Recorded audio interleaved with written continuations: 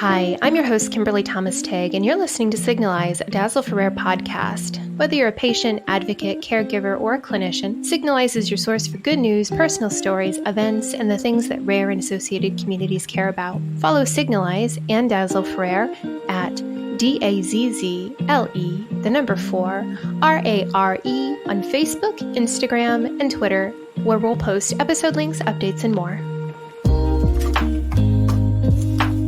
Welcome to Signalize, a Dazzle for a podcast. I'm excited to be joined by advocate, dad, and all-around good guy, David Ross. David joins us from the Cowden syndrome community. He also runs a men's rare disease mental health video chat support group each month. So, David, thanks so much for joining us today. If you could kick things off with telling us a little bit about yourself. Hi everyone, my name is David Ross. I'm from the UK. I have a rare condition called Cowden syndrome. It's something that affects 1 in every 200,000 people, carries an increased risk of getting certain cancers, autism, and developmental delays, also some of the other things that are associated with my rare disease. I've heard of Cowden syndrome and also P10 syndrome. Now, I always see those two together. Are they considered the same condition, or is there something that separates them? It comes, P10 hamartoma tumor syndrome is something, Cowden syndrome comes under the umbrella of, there's an unpronounceable name which children are diagnosed with that is kind of similar to Cowden syndrome. I think it's just more like they're diagnosed with as children. And I think kind of, there was another one, I think Proteus syndrome is another one which comes under that umbrella as well. So whilst you're given the diagnosis of Cowden syndrome, it does fit under this umbrella, P10 hamartoma tumor syndrome. The reason why it's called P10 is because of the P10 gene, which is linked to the cell overgrowths, which cause for example, the increased risk of getting certain cancers. Oh, okay. I didn't know that. And it's interesting because for Dazzle for Rare, you've been engaged in it for a while, and P10 Foundation in the US was for a while too, but I saw the names associated, but I never really understood exactly what it was that differentiated them. So I learned something new. I appreciate that. I think that's great. Yeah, I think it's a bit like complex regional pain syndrome. I think it was called RSD before, and I think the name's changed for whatever reason. Or they're still valid. Both names are still valid. It is a P10 hamartoma tumor syndrome, but your diagnosis I was given was Cowden syndrome. I think it's just the way it fits into the clinical diagnosis. I don't know exactly kind of why they do that, but yeah, I suppose it kind of makes sense for a number of reasons. No, that does make sense, and I think I talked a little bit with Kristen Anthony, I think you know Kristen from the P10 Foundation in the U.S., and we talked a few years ago about genetic testing for P10, and so I had a feeling that there was an identified gene or a gene variant for P10, but it's interesting. I'm kind of curious what else there is out there. But for now, we've talked more recently, and especially this year during Dazzle for Rare, about men's mental health. And when you and the other David, it's funny to have two Davids on in one call, but when you gentlemen talked before, it was really great to hear you both speak about men's mental health. Being open about mental health issues can be more difficult, or men feel discouraged. So I'd really like to hear more about the group that you're leading and sort of how that came about, because, advocacy is one thing, but then that's like a whole new level to take things to, really, is to take on a group, be a leader, and to encourage men to do something that's historically kind of difficult. So I really would love to hear how that happened. So when I was diagnosed in 2017, it was just over a year after my mother passed away with the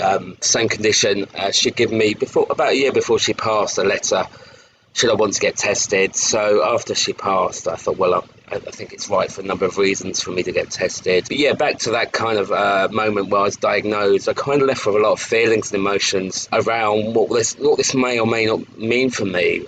Whilst I got in contact with the organisations for my condition, one of the other things I noticed from then on was there seems to be a lot of females in the rare disease community for my condition, and at that point I didn't know a lot of people outside of people from other rare diseases. But yeah, I seemed to get that feeling of, there seems to be a lot of women, but not many males talking about what they were going through. And as time went on, that became clear that men were suffering. Men weren't talking about what they were going through. And in some cases, not seeking support, feeling isolated, alone. And in one case, a male with my condition was feeling suicidal.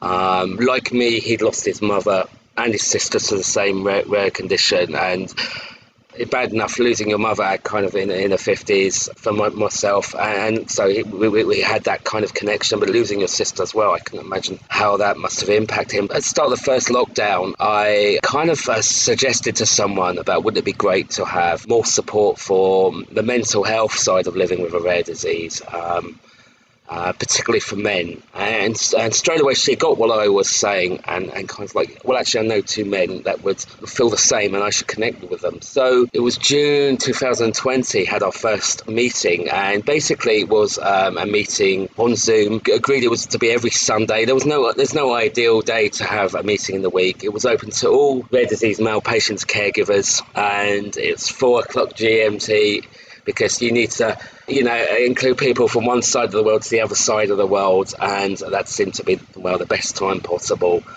And yeah, the idea was to give men that space to talk about what they were going through, seek support where needed, listen to others, talk about the topics that were impacting them. So ever since then, it's been once every month. Had men from 6 continents. Had some speakers come on to kind of inspire guys. There are a few men out there. As my journey's gone on in this, they're doing great within their own communities. Dan Lurie, Frank Rivera, Rare Disease Dad Adam, and there's a few others.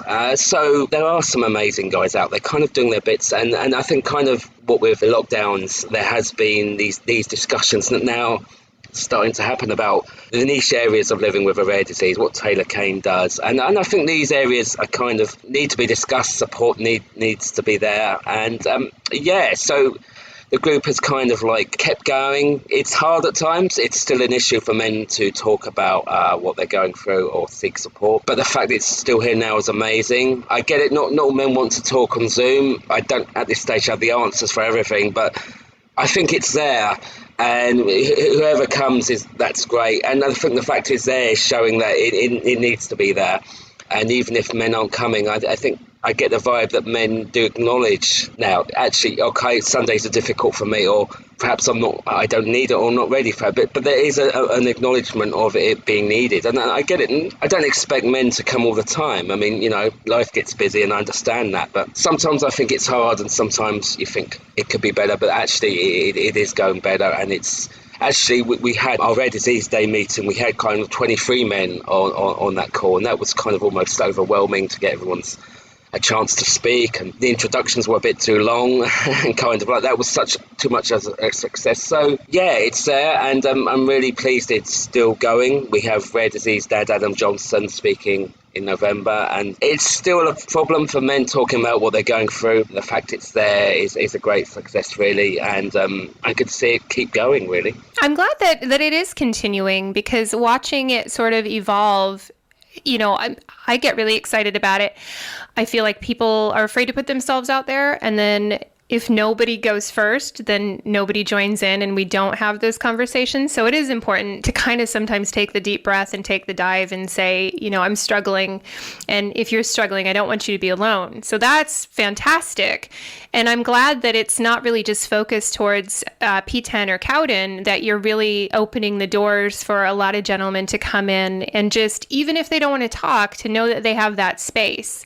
So that is super important. I'm really grateful that you do that. I mean, it doesn't impact me directly, but I'm glad that it is impacting on people that we know and other gentlemen. The date for November is the 27th. Is that correct? Yeah, that's correct, yes. So Adam, he's on Twitter as Rare Disease Dad. Is that right? I found Adam, I've had conversations with Adam at Zoom. I consider him a friend. And actually, he's helped me as a dad, as a father. I'm not quite sure what to do with my daughter. She's a teenager. She's doing great at the moment. But about a year or so ago, it wasn't easy for her. And it's good to have that man that I can talk to, because I don't have my mother anymore. And actually, he can talk. He relates to some of the issues I'm going through. And that's another thing we found about the group. Whilst our rare diseases are different, we have a lot of things that lap over. We have more things in common that unite us, and that I kind of would say that still goes to caregivers. A few of the dads that have joined, emotions around it. There's that patient caregivers thing. There are emotions around it that are the same, and actually to hear the caregivers has been really important. Chris Valona, he always has such fantastic shares for us all. It's amazing to hear. That's another thing as well. Different countries and cultures, and we seem to come together, and it goes really well. Even if it's sometimes there's not many on the group, but sometimes it's quite a good number. Yeah, whatever the meeting, it's still good. And actually, when it's less, it is good in a way because others can talk more and have a bit more space. That's really interesting to hear, and also to know that your reach has kind of gone far and wide, and that there are gentlemen joining from Pakistan. Like, that's amazing to me. That's awesome. That's all I can say. That's really awesome. So you've got the component of rare disease, and there's the component of just how society looks at mental health and masculinity. And then you have, gentlemen from different backgrounds, different religions, different economic situations. It's good to know that men have that safe space and that they know that they have somewhere to go. And also knowing that caregivers have some place to go, because I think we oftentimes forget about caregivers completely. And without folks in our lives, I'm lucky to have my spouse. He gives me my medications at night because I'm really bad at I take so many. I'm really bad at doing it. I'm terrible at remembering things. So he makes sure I get my medications, and he gets me things when I'm really having a bad day. I fell down the stairs the other night, dear God. So I'm so grateful for him. And I think if we don't really think about the people around us, the friends or the partners, or even going back to children, like your daughter, the support that they give us, but they also need support. Now, do you find with your daughter, does she have support as well, sort of for how the condition might impact her or might not impact her, or how it might impact you? It's something that she's kind of had a bit of counselling through the NHS, kind of, or young people support. But it's been okay. But in terms of the condition, it's been down to me really talking about it with her and talking about the emotional side. I think again what you've just said. The people, our loved ones, are people closest around us. They really make the difference, and it's important to kind of acknowledge that actually they're amazing and they need support, or their feelings around this are important as well. I know my daughter worries when I go and have a checkup. I recently had surgery, and she's seen what's happened to her gran and my mother, and my nephew had another rare disease. So I know we've been taken about an emotional battering really with the losses, but actually you have to be better in a way, or I have to be better I should say, because you have less. Whilst there is no support, but actually the support from people like Adam, and kind of being at the group, I could just sit back and listen to others and think, I can relate to that, or that's interesting to hear, or I'm so glad I'm listening to this because I don't feel alone. Yeah, it's good also because weekends can be really difficult. So, certainly when you're not well, or you're struggling, physically or mentally, however you may be struggling. And of course, with illness, you can't help but struggle mentally at times. Like, people think that these things are completely isolated and that you could be suffering so much physically or suffering with brain fog or symptoms, but that has nothing to do with your emotions. That's bonkers talk, because honestly, I don't know anyone who would not have some seriously dark days at times. I know I have, and it's I consider myself pretty optimistic and upbeat and always smiling, but there are days when it's not all rainbows and it's not all sunshine. So it's really important to not only cover the mental health aspect, but also the sense of community and knowing that other people get that you're tired, or they get that you just don't have it in you that day, or to know that on a Sunday, if everything has been really tough this week emotionally, that you have people you can share that with, that win, lose, or draw, there's going to be somebody there. So I love that so much. I wish we had more of that. So certainly to people listening, I hope people will choose to do similar things. Maybe women will start some groups, or maybe we'll have teens. It's okay to talk about our emotions. It's okay to feel scared, because everybody does at some point, but that's okay. We can talk about that and know that we're together. And that's what's really important. We have each other, but to have more resources would be amazing. Thanks for sharing what you've just done. I can totally relate to that. I think, firstly, it is being talked about and acknowledged by Jeff Needham Lord. about more for children, and they had a rare fair at the beginning of the year. Where they had like things going on for children. I think Nicola from Rare Revolution magazines, I think they were involved in it somehow. Rachel was. Rare Disease Dad Adam has talked about the need for support for his children, and maybe Rachel and his daughter, who's a bit younger than Rachel, having some sort of group. So whilst there's been nothing concrete as of yet, with that, I think it's at least it's being acknowledged by discussion, and who knows, within the next year or two, maybe there will be something there, because I think it's needed. I think, and again, like the men's group, it's not something that you expect people to attend all the time, but I think throughout your life you do need it, because I think, as I've been saying the past 6 months or so, the added layers of a rare disease and the uncertainty of it all, like with life, it really, but more with a rare disease, you will need support along the way, and I really, and that,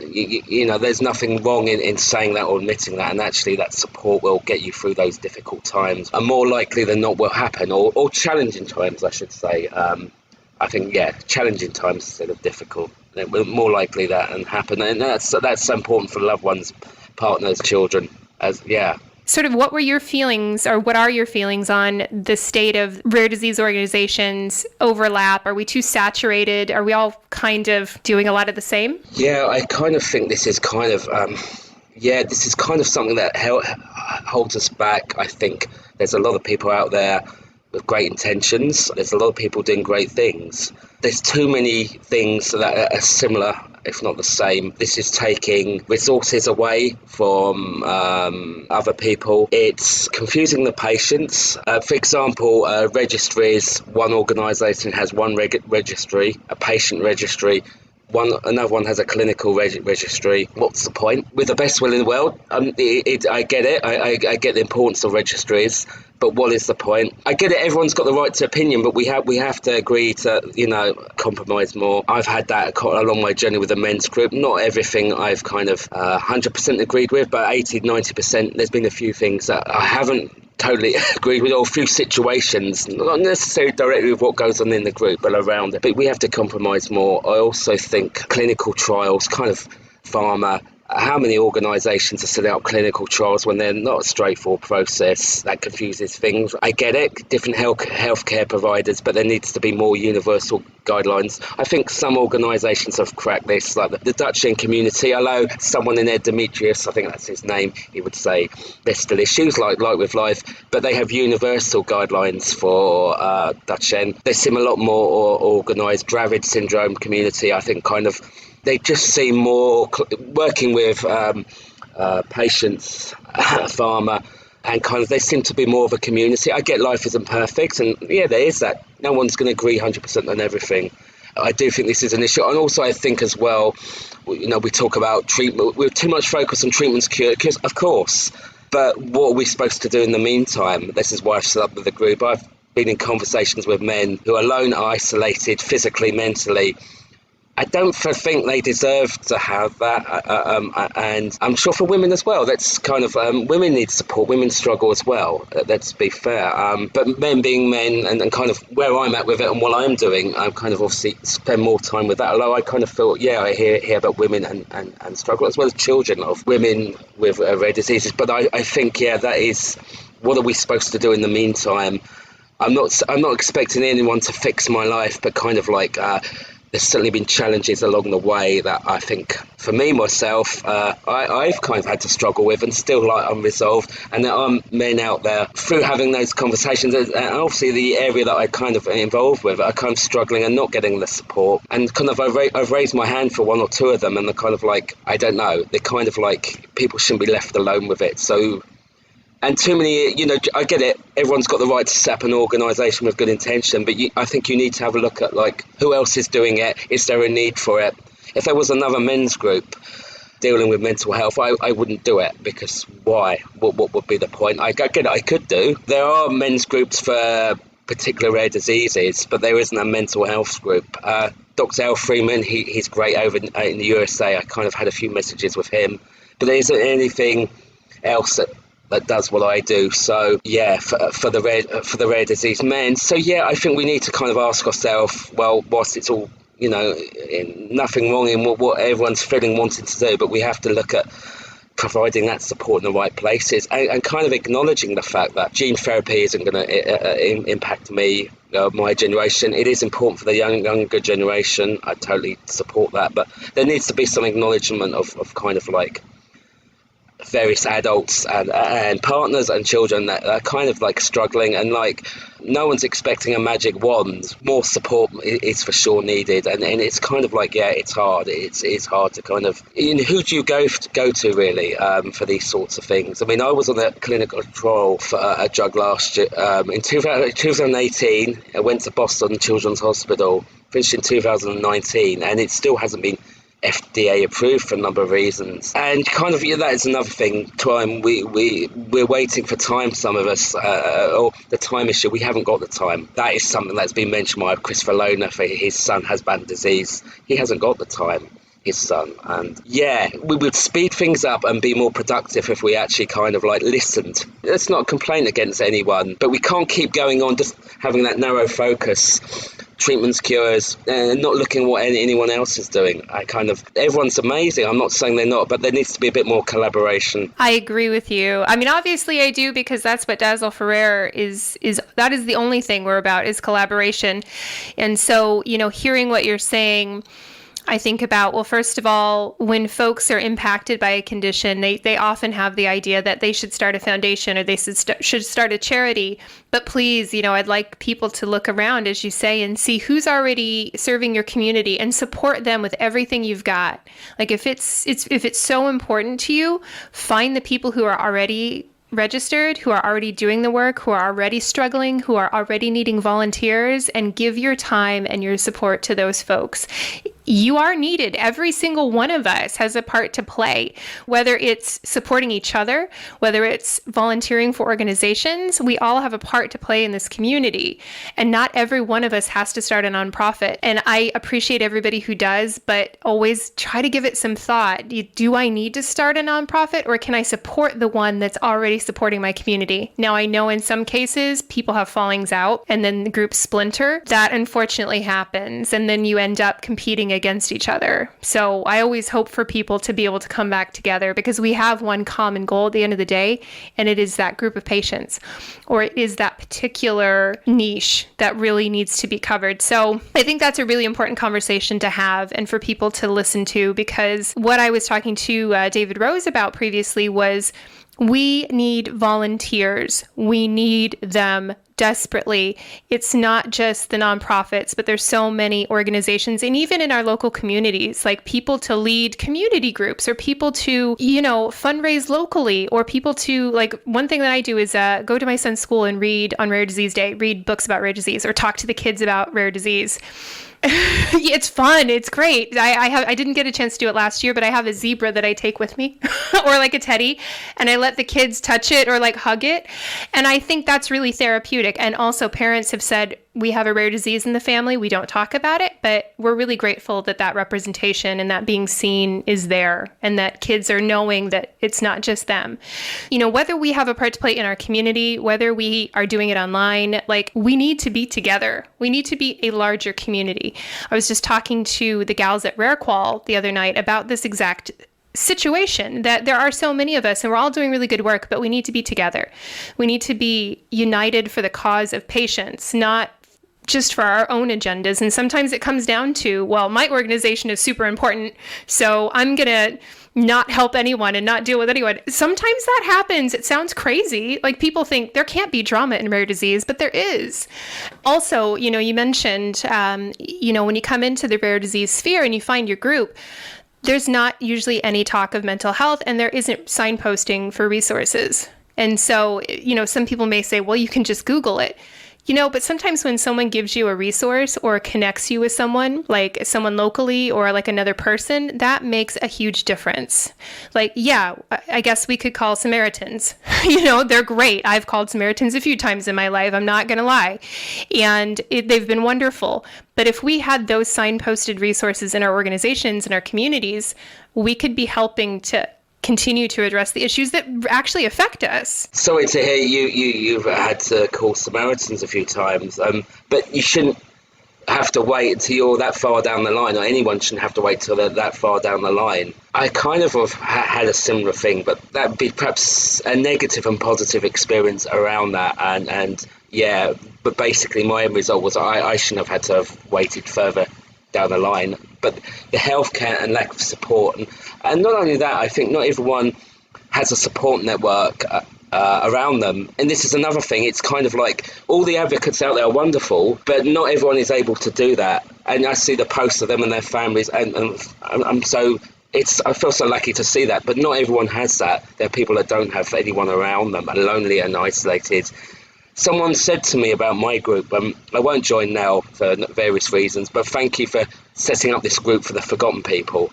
And it's kind of like sometimes I think that yeah, there's people that aren't heard for a number of reasons, and you have to kind of remember that they're not like the patient advocates such as myself who see you doing this, that, the other, but they're just the same as me, and yeah, they are forgotten. There's no awareness, no support. They're left. I think that's another thing about a rare disease adult. You're expected to know how to take your medication or get to the doctors. Once you're an adult, you're just left alone to get on with it. I'm not comparing to children to adults, but I do think that is something that is just overlooked. Yeah, you're an adult, you'll get by. You know how to claim income support in the UK, or you're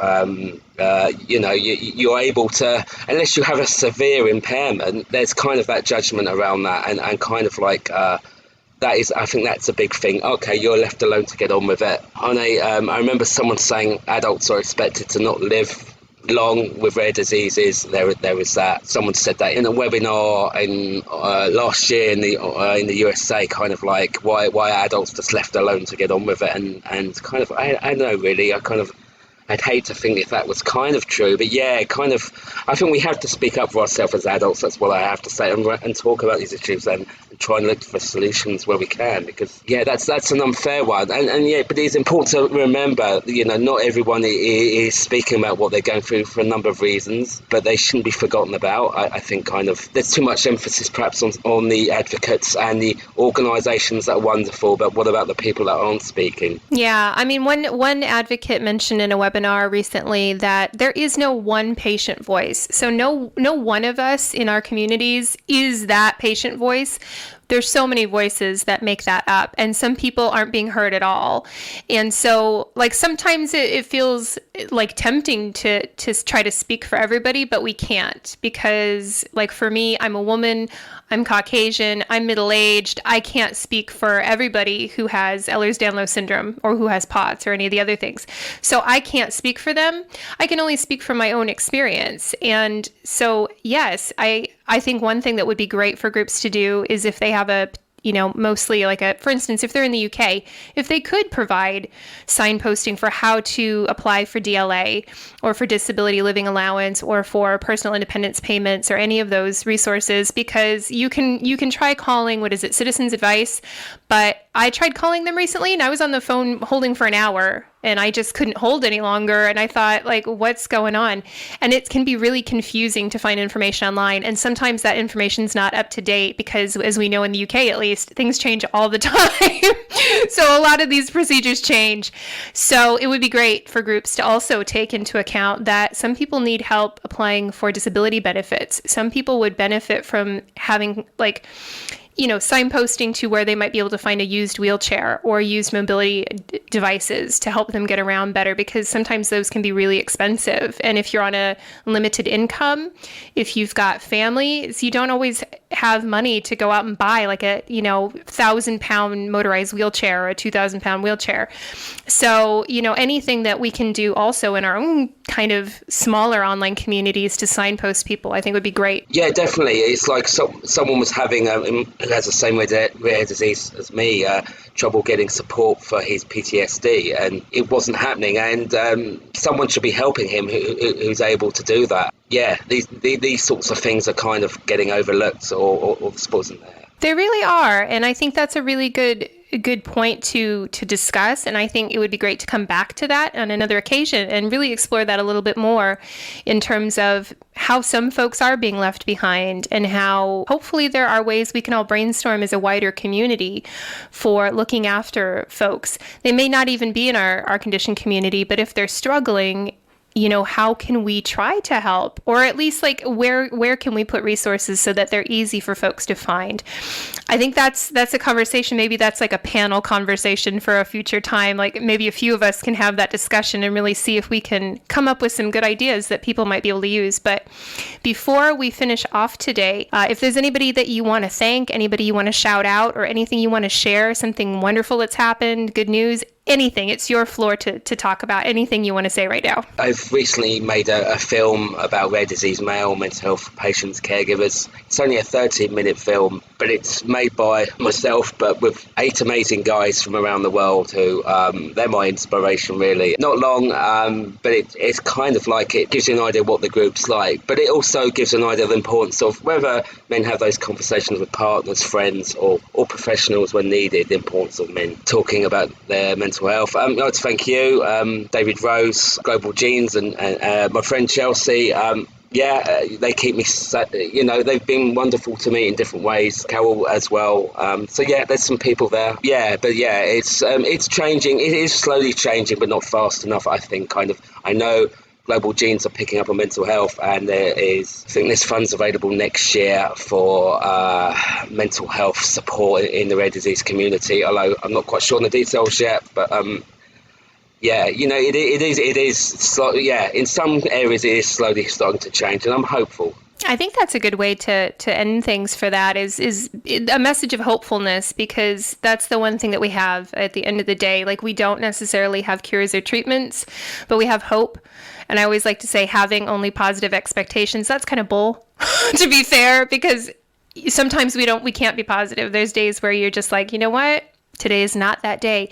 Just having expectations of it getting better. That's all I can hope for, So I think that's a good way to kind of cap things off. So what we will do is we'll leave details to get in contact with you in the show notes, if that's okay, so that folks can also find out more about the group or contact you about getting an invitation. If I can take a moment to thank you, because I really appreciate what you're doing. And I've really enjoyed seeing you come along over the last few years, and to see when I first started talking to you to today, I'm getting the red nose of emotions because I'm really pleased for you, and I'm really glad that you're here, and I'm glad to talk to you today. So thank you for your time. Thanks for your time, and we take for granted for people that are constantly around. Kimberly, actually what you do is, I take it, I couldn't thank you enough for what you do as well. Thank you. I appreciate that. Yeah, what you did, the chat with David Rose was really good, and I kind of it's hard to keep up with the online stuff at times, but thank you for what you do. It is appreciated. I really appreciate having you here today, and I hope folks enjoy this episode. Thank you so much. Thank you. Thanks for listening to this week's episode of Signalize, a Dazzle for Rare podcast. To stay up to date on the podcast and Dazzle for Rare, follow us on Facebook, Instagram, and Twitter at DAZZLE, 4, Rare, RARE. And finally, if you liked this episode, share it with a friend and tag us on social media platforms.